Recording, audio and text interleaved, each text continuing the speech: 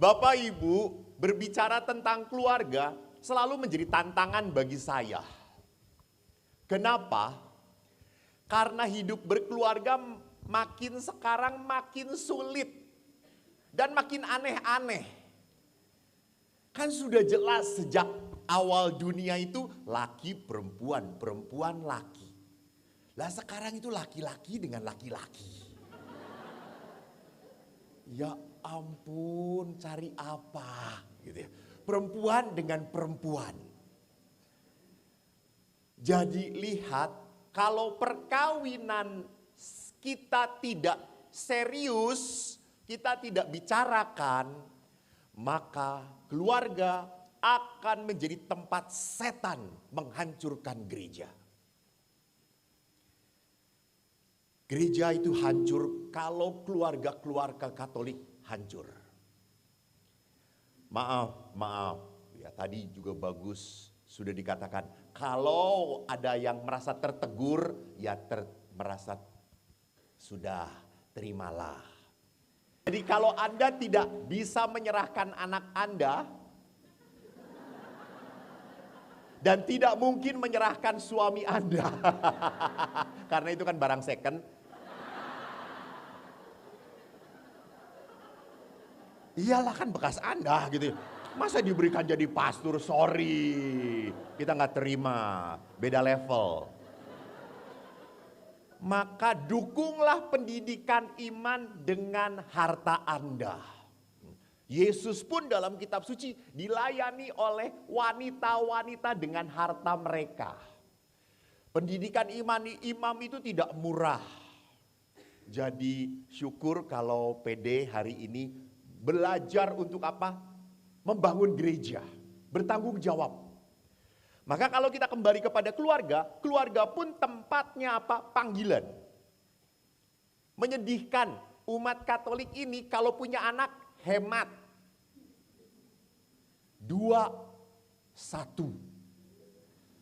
Bagaimana mungkin jadi romo? Gitu ya. Maka banyak umat SMI ini katanya doa panggilan banyak. Tuhan panggillah anak-anak, tapi bukan anak saya. Anak yang lain untuk menjadi imam gitu ya. Jadi kita harus sadar keluarga dasar banget. Di dalam keluarga sekarang ini banyak godaan. Beda dengan dulu-dulu. Dulu itu mana empek kita, engkong kita, pacaran sampai 5-3 tahun. Dah, mereka baru ngelihat pasangannya pas mau kawin. Ya kayak gini. Ya toh, baru dibuka cadarnya. Yeay, lihat belakangnya aduhai. Wow, pada saat dibuka, yeay. Tapi kok bisa tahan sampai mati. Hebat. Sekarang hebat, perkawinan dahsyat. Gerejanya katedral, diberkati oleh 5 uskup dan 100 pastor. Pestanya di hotel mulia. Baru 2 tahun gak kuat. Mau cerai Romo. Enak aja. Saya kalau ada yang datang, suami istri atau biasanya istrinya yang datang. Saya udah gak tahan Romo. Saya mau cerai. Saya kasih pisau, bunuh dulu dia, bunuh. Karena dalam gereja hanya kematian yang bisa memisahkan. Toh iya betul, hanya kematian. Lu bunuh dulu sana. Berarti Romo merestui? Ya tapi gak jelas kata silakan aja, itu tanggung jawab sendiri kata saya. Jadi perhatikan hidup berkeluarga sekarang berat banget. Apalagi pria-pria mengeluh pada saya, Romo hidup dengan istri saya itu susah. Kenapa susahnya Pak? Serba salah. Kalau suami salah, maka suami harus minta maaf. Itu jelas rumusannya Romo. Tapi kalau istri salah, istri akan cari alasan. Gua salah karena lu kayak gini. Gua kayak gini karena lu kayak gini. Jadi kesimpulannya tetap suami salah. Hasilnya suami minta maaf pada istri. Betul ibu-ibu?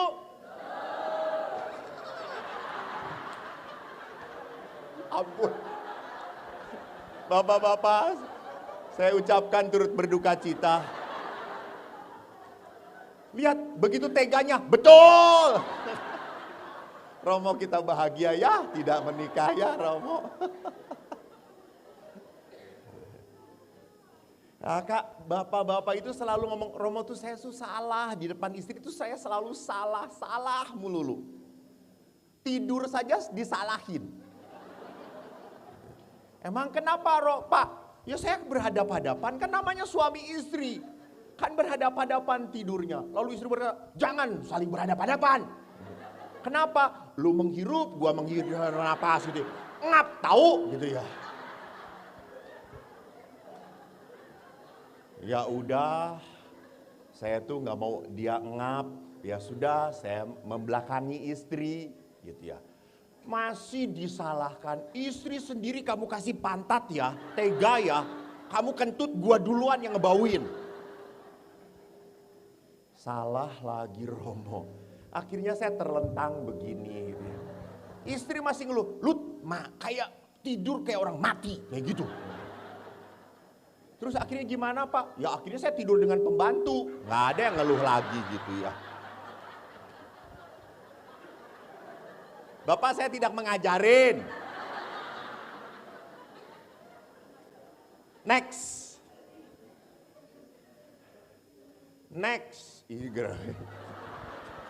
Ini yang jaganya dengerin gue. Ya Allah. Jangan ikut ketawa, diem. Jadi kalau gereja mendukung, mendoakan, mengajak untuk mempertahankan keluarga, kenapa? Karena gereja berkata keluarga tetap berharga. Keluarga itu adalah apa? Adalah karyanya Tuhan. Nanti kita lihat. Maka di dalam salah satu ensiklik Bapak Paus Amoris Laetitia, sukacita kasih, ini mau merefleksikan tentang hidup berkeluarga.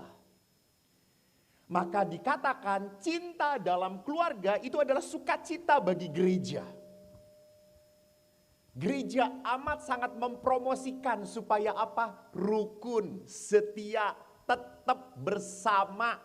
Tolong ya. Maka tadi baru datang aja, panitia langsung ngomong, oh ini Romo hauce pu hauce ce ya.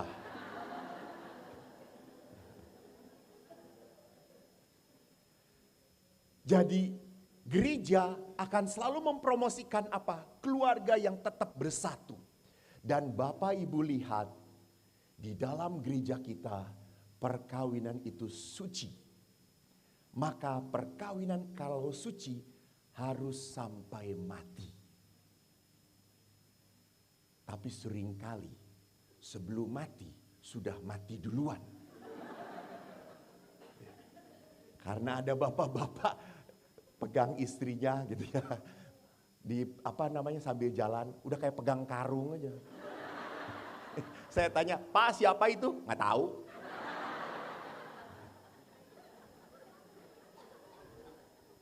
Pernah Bapak ke gereja kami, oma opa pegangan tangan, saya sangat terharu sekali. Udah tua pegangan tangan. Opa, oma, edan masih pegangan tangan. Sayang banget ya. Enggak, takut jatuh.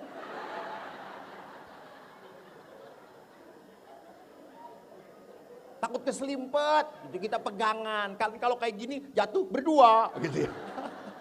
Kan kita sehati sehara perasaan gitu ya. Dalam suka dan duka Romo, gitu. Itu lihat. Jadi belum tentu pada saat kita bertahan dengan perkawinan itu, perkawinan selama-lamanya karena kita sudah bersatu dipersatukan Allah, maka akan selalu bahagia. What? No. Suami memegang istri dengan erat-erat pada saat apa? Pergi ke mall.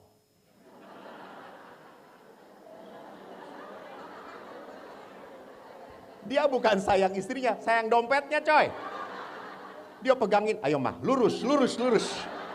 Istri kan, tar dulu pak. Ih, ini lihat ada baju bagus.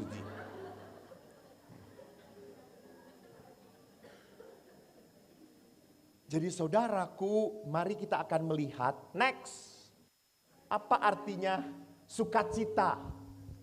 Cinta di dalam keluarga. Jadi keluarga itu bagi Bapak Paus mengatakan, keluarga bukanlah setumpuk persoalan, bukan. Keluarga bukan setumpuk masalah.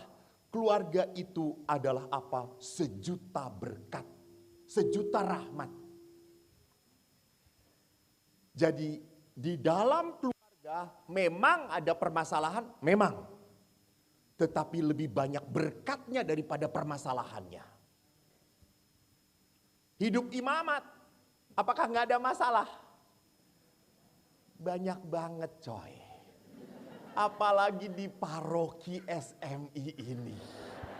Itu toh, ibu-ibu yang datang, Romo udah makan belum? Ya Allah. Udah tahu masuk pasturan, jelas toh pasturan. Pastikan isinya para Romo toh.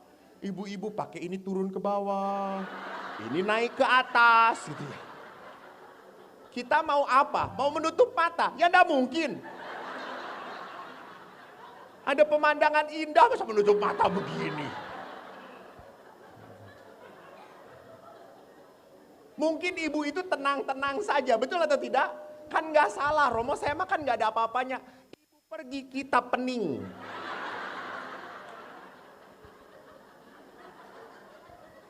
Ibunya udah pergi, bayangannya itu masih di sini coy. Kok ngomong masa sih.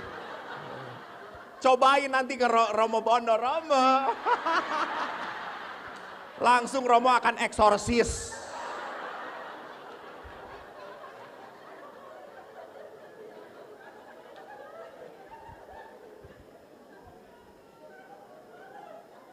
Dan Romo akan berkata, roh semacam ini hanya bisa diusir dengan puasa dan doa gitu ya.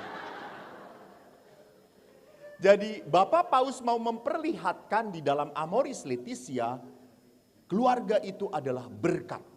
Keluarga itu adalah anugerah dari Tuhan. Bagaimana bisa kita lihat? Next. Paus memperlihatkan bahwa di dalam kita, saya tidak boleh maju mundur ya. Hanya di atas. Oh, di belakang nggak kelihatan. Saya tuh asli inginnya tuh ke depan situ Pak, saya tuh. Baru sekarang saya dimarahin saudara-saudara. Ya, tenang. Oke. Ya Allah. Baru ketemu laki-laki cerewet, saudara. Saya tuh paling tidak senang di sini. Gak ada Roh Kudusnya di situ. Terserah, gak dibayar juga gak apa-apa.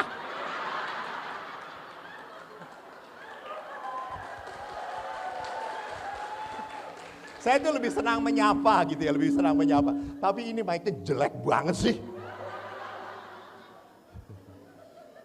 Jadi Paus mengatakan bahwa kitab suci itu berisi penuh tentang kisah keluarga.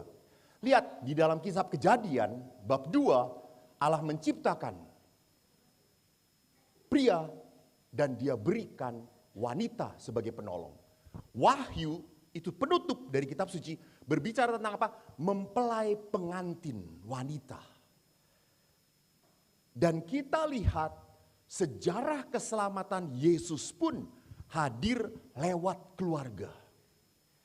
Dan kita tahu bahwa Yesus bukanlah lahir dari keluarga yang baik-baik saja. Tidak. Daud tertarik pada Batsheba. Di atasnya lagi Abraham sama Yakub, Ishak. Semuanya bukanlah keluarga yang benar-benar lurus. Tidak. Justru sejarah jatuh bangunnya manusia, inilah sejarah keselamatan.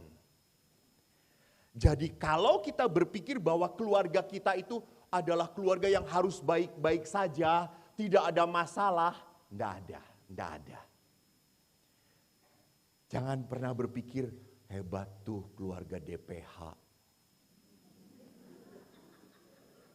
Keluarga yang istiqomah, warohmah, barokah. Yang ada barokah.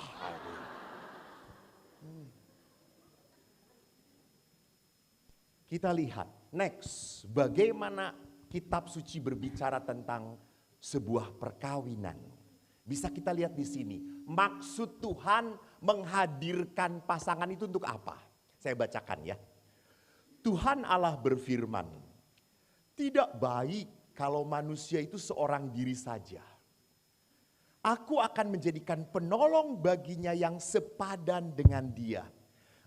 Jujur, dari kata-kata ini, tidak baik, edan. Tuhan mikirin banget manusia. Tuhan itu mikirin, kasihannya dia sendirian. Maka Tuhan berkata, tidak baik, dia sendirian aja. Aku akan berikan penolong. Maka Tuhan membentuk dari tanah segala binatang hutan, burung di udara. Dibawa semuanya kepada manusia untuk melihat bagaimana ia menamainya. Dan seperti nama yang diberikan manusia itu kepada tiap-tiap makhluk hidup, demikian nanti nama makhluk itu.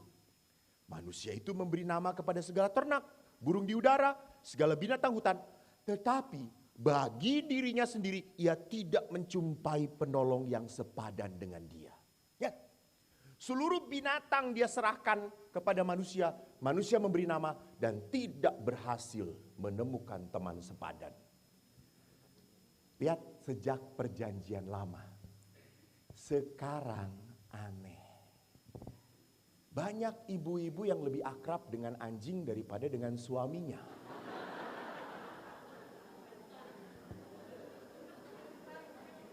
Si Blacky lah dielus-elus. Blacky, tuh pastor, lihat Blacky bisa ngomong dengan saya. Gitu. Banyak yang error sekarang ini coy. Gitu. Dipeluk-peluk lah, dicium-cium, suaminya cuma ngeliatin. Gue dianggurin, ya biarin aja, nyebelin. Lihat si Blacky mah nurut. Lalu beberapa suami, ya udah saya juga jadi Blacky aja.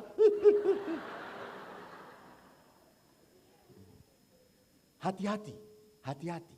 Tanpa sadar kita seringkali memanusiakan binatang dan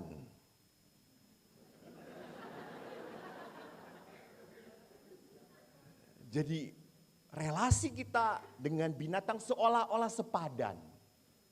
Ada teman saya yang sampai menangis-nangis 7 hari 7 malam anjingnya mati. Suaminya sakit COVID, dia biarin saudara-saudara. Dia cuma panggil Romo, Romo tuh suami saya mau mati, tolong masuk datang. Sampai segitunya gitu ya. Padahal Allah sejak semula memperlihatkan bahwa Adam tidak bisa menemukan penolong yang sepadan. Lalu bagaimana? Next. Lalu Tuhan Allah membuat manusia itu tidur nyenyak. Ketika ia tidur, Tuhan Allah mengambil salah satu rusuk daripadanya, lalu menutup tempat itu dengan daging. Dan dari rusuk itu diambil Tuhan Allah dari manusia itu, dibangunnyalah seorang perempuan. Lalu lihat, dibawanya kepada manusia itu. Lihat, dibawa, dipersembahkan. Jadi Bapak Ibu, pasangan itu persembahan dari Tuhan. Pemberian dari Tuhan. Maka kalau engkau tidak puas pada pasanganmu, engkau menyalahkan Tuhan. Iyalah, karena Tuhan yang ngasih. Ya dulu sih bagus pastor. Dulu sih baik pastor. Kan ada istri yang mengatakan, Romo lama-lama ya saya hidup dengan suami saya tuh gak kuat. Kenapa Bu? Lama-lama suami saya tuh bodoh sekali dia. Kayak gitu aja gak bisa. Kata saya tuh, Bu, kalau suami bodoh, ibu lebih bodoh. Ya, kenapa Romo? Ya tahu bodoh kok dikawinin. Dulu sih enggak, Romo dulu sih pintar. Nah, jadi suami tuh bodoh karena kawin dengan ibu. Coba kawin dengan yang lain gitu, dia akan tidak bodoh, Bu. Apalagi kawin dengan Luna Maya. Betul Bapak-bapak?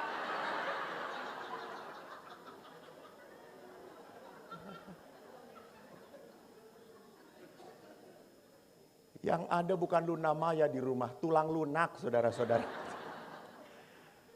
Lalu berkatalah manusia itu, lihat, inilah dia tulang dari tulangku, daging dari dagingku.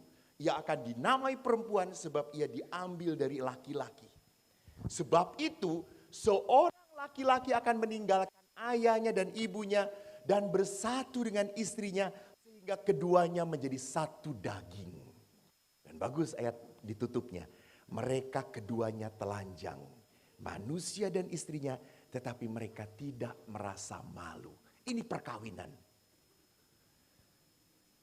Ini pasti belum kawin, ini kelihatan dari wajahnya belum kawin. Anak ibu ya, ibu sudah menikah ya. Ibu, di hadapan siapa ibu berani telanjang? Kenapa gua nanya itu ya? Ya memang ini kan sesuai dengan ini gitu. Pasti di hadapan suami ya. Kok suami merasa aneh sih? Suami berkata, lu belum pernah telanjang di depan gue gitu.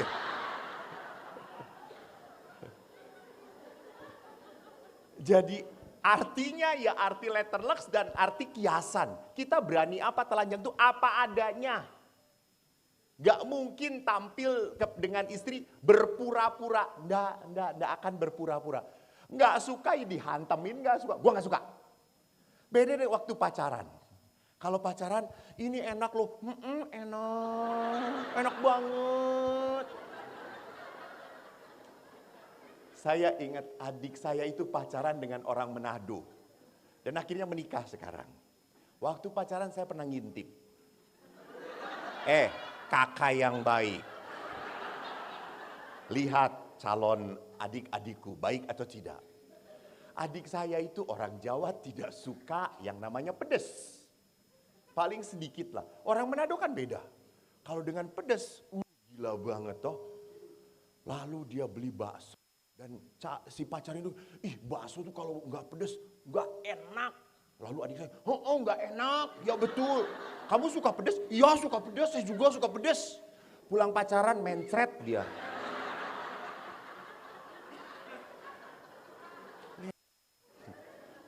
Gitu. Waktu pacaran semua dibela-belain. Ya toh? Makanya kan ada lagunya, jatuh cinta berjuta rasanya. Dibelai, ditendang, amboy rasanya. Iya, namanya jatuh cinta. Katanya juga waktu jatuh cinta, tai kuda rasa. Oh, yang sudah ngerasain. Gue belum pernah ngerasain. Mereka langsung coklat. Hebat ya. Tai kuda aja dirasain ya. Betul.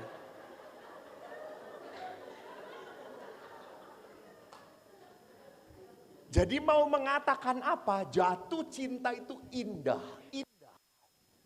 Dalam jatuh cinta orang bisa, laki-laki itu waktu jatuh cinta, ngomongnya kayak pujangga.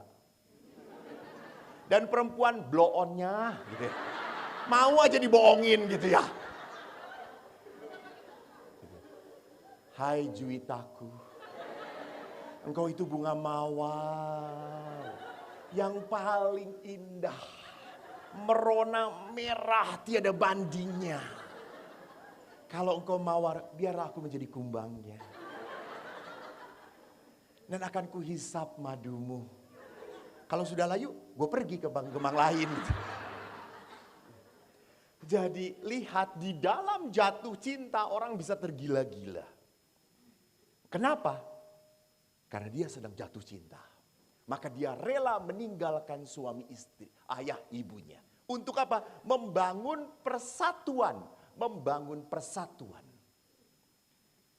Dan nanti Yesus di dalam Injil, baru Yesus loh yang ngomong, tidak ada di perjanjian lama. Yesus yang menegaskan apa yang dipersatukan Allah. Jadi Yesus melihat bahwa persatuan itu adalah karya Tuhan. Maka lihat,